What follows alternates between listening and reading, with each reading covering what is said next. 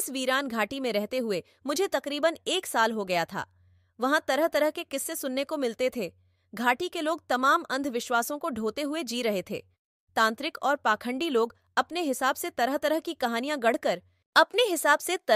कहानियां गढ़कर लोगों को डराते रहते थे। वह घाटी ओझाओं और पुजारियों की ऐशगाह थी।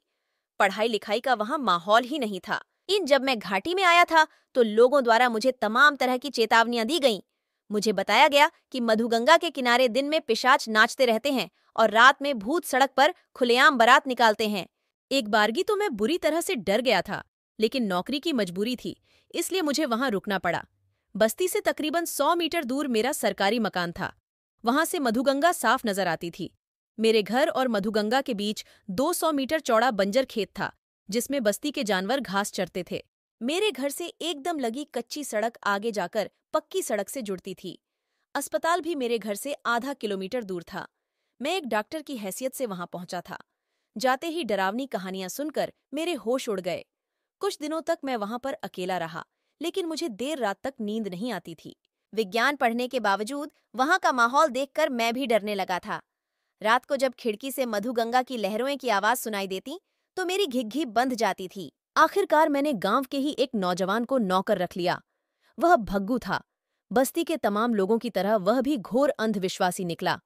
मेरे मना करने के बावजूद वह उन्हीं बातों को छेड़ता रहता जो भूत प्रेतों और तांत्रिकों के और डायनों के चमत्कार के बारे में बोलता रहता था।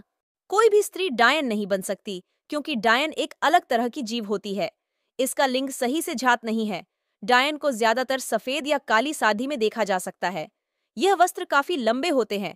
इसका कारण यह होता है कि डायन के पैर कभी भी जमीन को नहीं छूते। इन्हीं को ही छिपाने के लिए यह लंबे वस्त्र में दिखती है। डायन अपनी शक्ति बढ़ाने के लिए मां काली की भक्ति करती है। डायन अपने पास कई तरह की आत्माओं को वश में करके रखती है। डायन काले जादू में माहिर होती है। डायन ज्यादातर आबादी से दूर जंगलों में रहती है ताकि यह अपना काम शांति से कर सके। चूंकि डायन बहुत ज्यादा ताकतवर होती है और यह महाकाली की महाभक्त होती है, जिस कारण से इसे केवल सिद्ध साधु या अघोरी ही नियंत्रित कर सकते हैं। डायन की नजर काफी मनहूस होती है।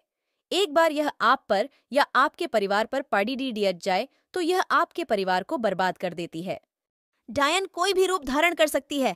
वह बहुत शक्तिशाली होती है। चुड़ैल और डायन दोनों एक दूसरे से काफी अलग होती हैं। कुछ लोग इन दोनों को एक ही मान लेते हैं। चुड़ैल वो औरत है जो गर्भावस्था के दौरान अकाल मृत्यु मर जाती है। चुड़ैल यह नाम इस दुनिया में कुछ ही सदियों पहले का है, जबकि डायन का इतिहास इस दुनिया में हजारों सालों से है। डायन हजारों सालों से पृथ्वी पर घूम रही है।